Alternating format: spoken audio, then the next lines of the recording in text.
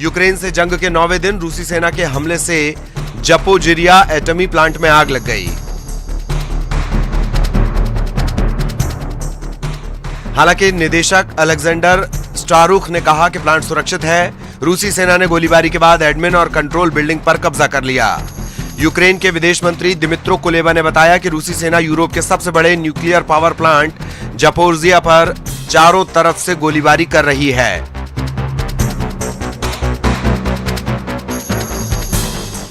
यह plant Ukraine के electricity production का लगभग 25% बनाता है।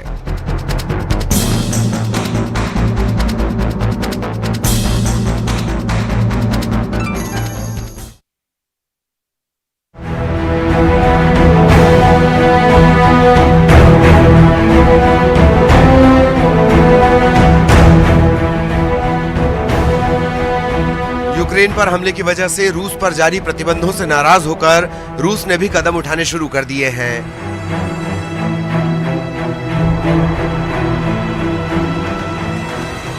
रूस के कर्मचारियों ने अपने स्पेस रॉकेट से अमेरिका, ब्रिटेन और जापान के झंडे हटा दिए। खास बात यह है कि उन्होंने स्पेस रॉकेट पर सिर्फ तिरंगे को बरकरार रखा।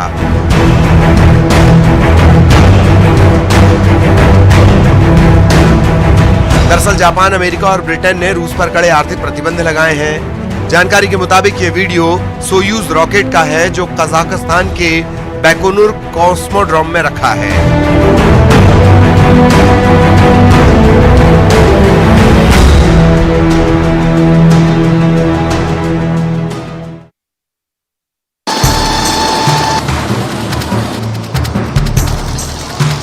महाराष्ट्र में थाने के भिवंडी इलाके में पारसनाथ कॉम्प्लेक्स में भीषण आग लग गई।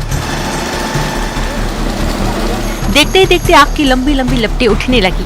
भिवंडी फायर ब्रिगेड के अनुसार आग पर काबू पाने के लिए दमकल के कई वाहनों को लगाया गया, जिसके बाद आग पर काबू पाया जा सका। अभी तक किसी के हताहत होने की कोई जानकारी नहीं है। बताया जा रहा है कि आग से लाखों का नुकसान हुआ है।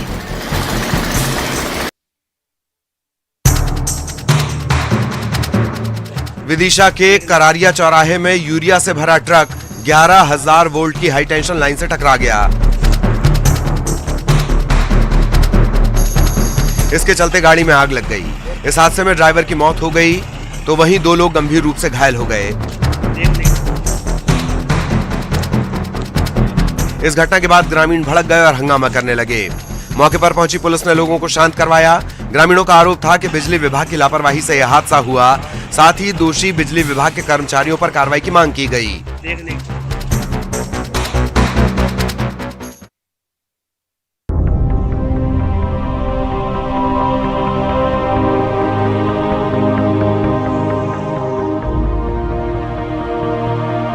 दमोह में आजीविका मिशन के रिकॉर्ड रूम में संदिग्ध परिस्थितियों में आग लगने का मामला सामने आया है। घटना की जानकारी लगने के बाद मौके पर पहुंची दमकल की गाड़ी ने आग पर काबू पाया।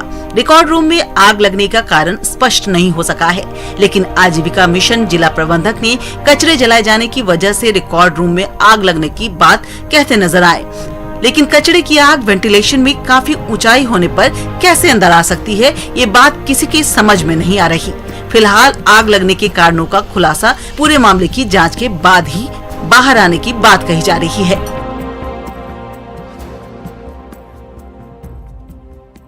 दतिया के भांडेर सरकारी अस्पताल की बड़ी लापरवाही सामने आई है। गुरुवार को यहां प्रसव का दर्द होने पर चराई ग्राम की महिला भांडेर अस्पताल में भर्ती होने पहुंची थी। शाम तक प्रसव न होने पर अस्पताल में ड्यूटी कर रहे स्टाफ ने महिला की छुट्टी कर दी, लेकिन गांव जाते समय महिला को ट्रैक्टर में ही प्रसव हो गया। प्रसूता को लेकर परिजन वापस अस्पताल पहुंचे तो उन्हें करीब 1 घंटे बाद इलाज मिला। इस दौरान जच्चा बच्चा ट्रैक्टर में इंतजार करते रहे। वहीं देर से अस्पताल में भर्ती कराने के चलते नवजात को ठंड लग गई, जिससे उसकी हालत बिगड़ने लगी तो भांडेर के स्टाफ ने जच्चा बच्चा को दतिया जिला अस्पताल रेफर कर दिया, जहां बच्ची की मौत हो गई। इस पूरे मामले में अधिकारी अपनी गलतियों पर पर्दा डालते हुए कह रहे हैं कि प्रसूता अपनी मर्जी से चली गई थी। लापरवाही जैसी कोई बात सामने नहीं आई।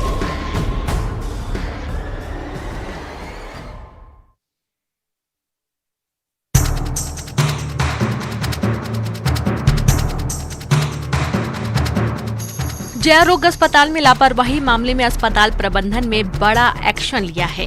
न्यूरो डिपार्टमेंट के junior resident doctor Kishan Soni की सेवाएं समाप्त कर दी गई हैं।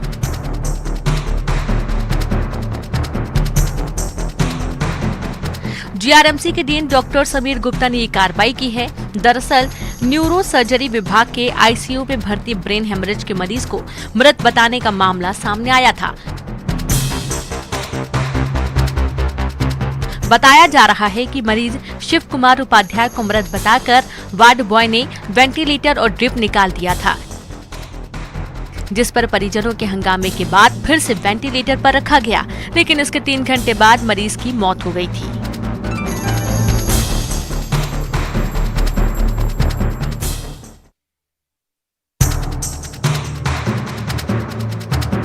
शाजापुर के शुजालपुर सिविल हॉस्पिटल में 2 सरकारी डॉक्टर्स ने अचानक अपने पद से इस्तीफा दे दिया। इनमें से एक डॉक्टर राजेश गुप्ता का आरोप है कि स्वास्थ्य विभाग के स्टोर कीपर SN मालवीय से कोरोना किट मांगने पर उन्होंने अभद्रता की। डॉक्टर ने अपने इस्तीफे में लिखा कि इस घटनाक्रम के बाद वो डिप्रेशन में हैं, ऐसे में नौकरी करना संभव नहीं। वहीं डॉक्टर गुप्ता का आरोप है कि इस मामले में जब CMHO को शिकायत की तो उन्होंने उल्टा उन्हें ही अस्पताल से भगाने की बात कह दी। एक तरफ अस्पताल में डॉक्टर्स की कमी के चलते मरीजों का इलाज प्रभावित हो रहा है, तो वहीं दूसरी तरफ अस्पताल के स्टाफ के बीच आपसी विवाद की वजह से भी डॉक्टर इस्तीफा देकर काम छोड़ रहे हैं, जिससे व्यवस्था पर प्रभाव पड़ना लाजमी है।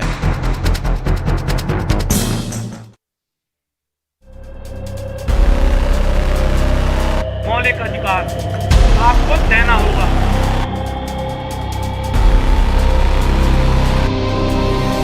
जबलपुर नगर निगम के कर्मचारी कामबंद हड़ताल पर रहे, जिसके चलते जनता से जुड़े कोई काम नहीं हो सके।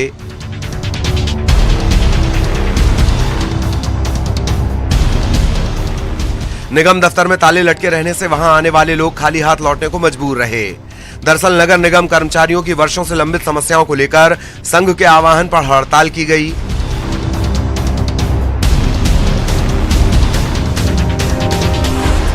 पेंशन बहाली, नियमितीकरण और केंद्र के समान भत्ता दिए जाने की मांग को लेकर कर्मचारी संगठन लंबे समय से संघर्ष कर रहे हैं।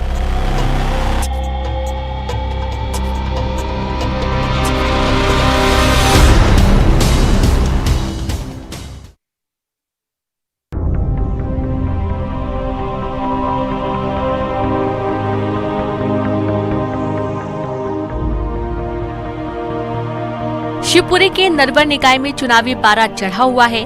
नरवर नगर परिषद के चुनाव प्रचार में पहुंचे कांग्रेस नेता फूल सिंह बरैया ने एक बार फिर बीजेपी पर निशाना साधा। उन्होंने कहा कि अगले विधानसभा चुनाव में भारतीय जनता पार्टी को 50 सीटें भी नहीं मिलेंगी। अगर भाजपा को 50 से ज्यादा सीटें मिल गयी तो वह खुद अपने हाथ से भोपाल के राजभवन के सामने अपना मुंह काला कर लेंगे। फूल सिंह बरैया ने कहा कि यह बात उनके द्वारा लिखित तौर पर भी भाजपा के नेताओं को दे दी गई है।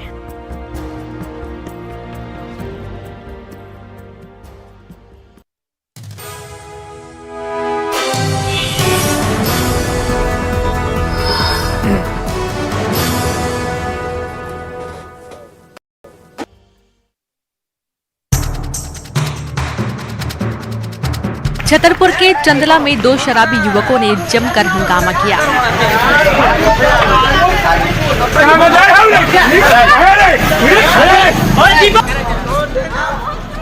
दोनों ने आपस में जमकर विवाद किया। हालांकि इस हंगामे की वजह सामने नहीं आ पाई, लेकिन स्थानीय लोगों ने मौके पर पहुंचकर दोनों को शांत करवाने की कोशिश जरूर की।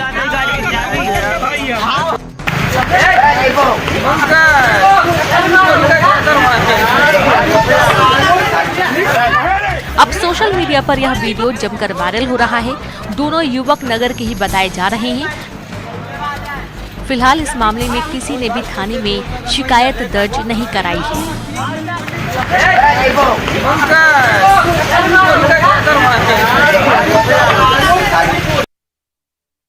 हादसा हुआ है जिसमें 4 लोगों की मौके पर ही मौत हो गई।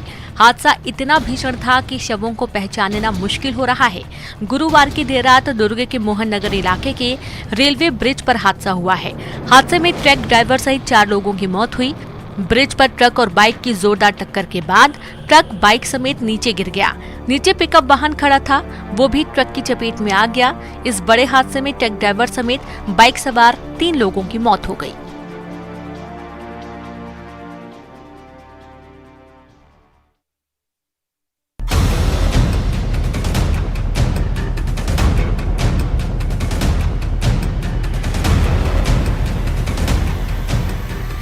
रतलाम में खुलेआम हुई तलवारबाजी से लोग दहशत में आ गए। करमदी रोड इलाके में ट्रेवल्स के ऑफिस के बाहर बैठे एक युवक पर अचानक से तलवार से हमला किया गया। ये व्यक्ति तलवार के वार से बचने की कोशिश करता है और भागने में कामयाब हो जाता है। आरोपी ने 4 से 5 बार इस पर हमला किया। इसके बाद वापस आकर आरोपी अपनी गाड़ी पर बैठकर फरार हो जाता है। पुलिस ने इस मामले में आरोपी कुलदीप को गिरफ्तार कर पड़ताल शुरू कर दी है।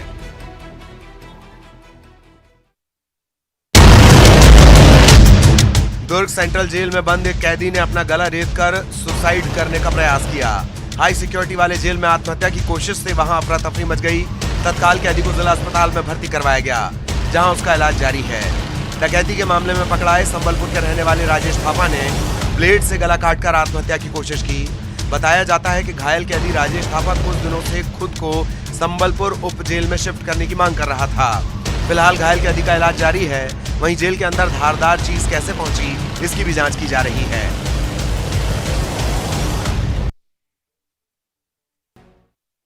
जबलपुर वेटनरी यूनिवर्सिटी के अस्पताल में एक डॉग मालिक ने जमकर हंगामा किया।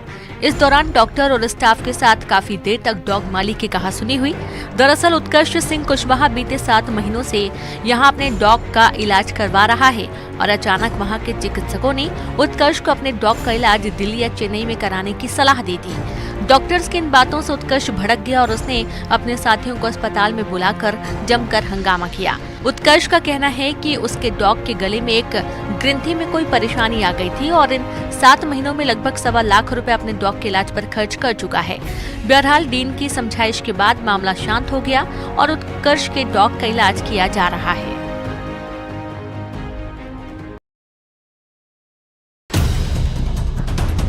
छतरपुर में एक सप्ताह में लुटेरी दुल्हन का दूसरा मामला सामने आया है।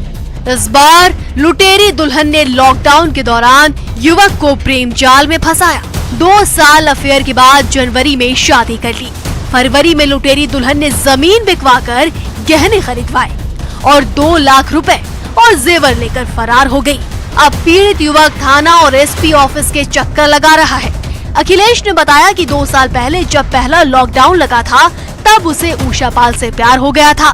वो छतरपुर रेलवे स्टेशन के बाहर चाय की दुकान लगाती थी और मैं सुबह वहाँ घूमने जाया करता था। तभी हम दोनों के बीच प्यार हो गया। 2 साल चले अफेयर के बाद 12 जनवरी 2022 को कोर्ट में विवाह कर लिया। कुछ दिनों तक सब कुछ सामान्य चलता रहा। तभी उसने मुझसे कुछ जेवरातों की मांग की। इसके बाद मैंने उसे सोने की चेन, कान की बाली और कुछ अन्य सामान भी दिलाए। साथ ही गांव के बैंक में मेरे 2 लाख रुपए जमा थे, वह भी निकाल कर घर पर रख दिए। 12 दिन पहले पत्नी ने दोपहर में मुझसे कुछ सामान लाने के लिए कहा। जब मैं लौट कर आया तो वो गायब थी, सामान भी गायब था। अब पुलिस मामले की जांच में जुटी है।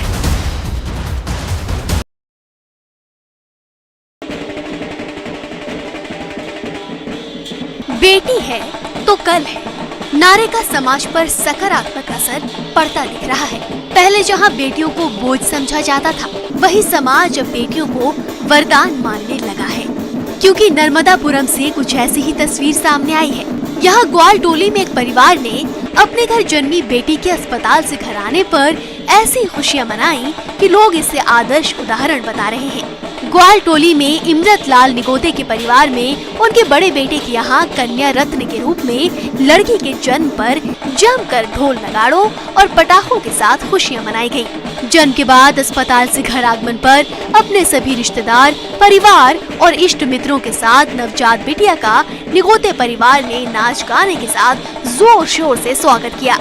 इस दौरान आसपास सभी लोगों को मिठाई खिलाकर खुशियां मनाई गयी।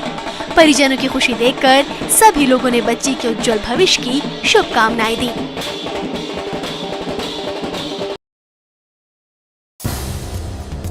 छत्तीसगढ़ में स्कूलों में तालाबंदी की खबरें आ रही हैं। एक दिन पहले कांकेर में एक स्कूल में शिक्षक की कमी के कारण छात्रों और परिजनों ने ताला लगा दिया था। अब महासमुंद में भी कुछ ऐसी तस्वीर सामने आई है, जहां प्राइमरी स्कूल परस्कोल में छात्रों की परिजनों ने ताला जड़ दिया। परिजनों का कहना था कि स्कूल में पहले से शिक्षक कम हैं, बावजूद इसके एक शिक्षक का बागबाहरा ट्रांसफर कर दिया गया है। 1 से 5वीं तक के सरकारी स्कूल में 85 छात्र हैं। उधर जानकारी मिलने पर अधिकारी पहुंचे और परिजनों को समझा बुझाकर मामले को शांत करवाया। अधिकारियों के समझाने के बाद ग्रामीणों ने ताला खोल दिया। तो वहीं कांकेर के बांदे क्षेत्र के PV97 के मिडिल स्कूल में पढ़ाई नहीं होने के विरोध में स्कूली छात्रों ने परिजनों के साथ मिलकर कल स्कूल में तालाबंदी कर दी। स्कूल में 2 शिक्षक हैं, जिनमें से एक स्कूल समन्वयक है और एक शिक्षक लकवा से ग्रसित है, जिसके चलते स्कूल में पढ़ाई नहीं हो रही। इसी नाराजगी के कारण बच्चों ने स्कूल आने से इनकार कर दिया था।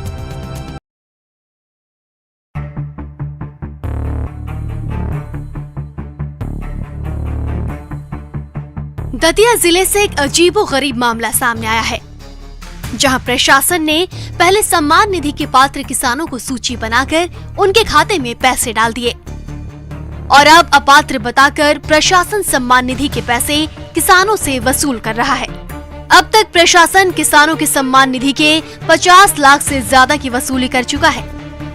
प्रशासन के इस रवैये से किसान बड़ी उलझन में है, क्योंकि प्रशासन सम्मान निधि वापस लेने की कोई वजह भी नहीं बता रहा। वहीं अधिकारियों का कहना है कि कुछ अपात्रों के खाते में पैसा चला गया है, वह वापस लिया जा रहा है। वजह जो भी हो, प्रशासन की लापरवाही का खामियाजा किसान भुगत रहे हैं।